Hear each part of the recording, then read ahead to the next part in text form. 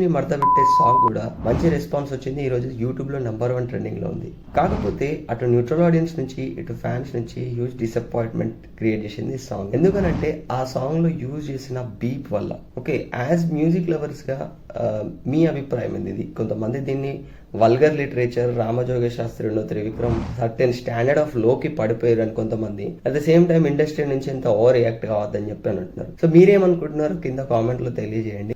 నాకేమనిపిస్తుంది అని అంటే, లిటరేచర్ లో హై లో అనేది ఏమి ఉండదు #1.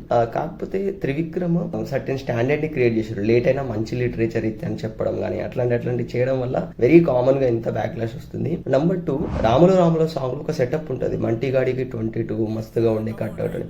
అట్లాంటి కాంటెక్స్ట్ ఈ సాంగ్ లో కనుక ఏదైనా ఉంటే డెఫినెట్ గా ఇది రేపు మళ్ళీ అందరూ బాగుంది అని మాట్లాడుకుంటారు. ఇది more of a commercial cinema కాబట్టి ఆ బ్రాండ్, ఆ కుర్చీ తాతకున్న బ్రాండ్ ని వీళ్ళు వాడుకున్నారు అని నాకు అనిపిస్తుంది.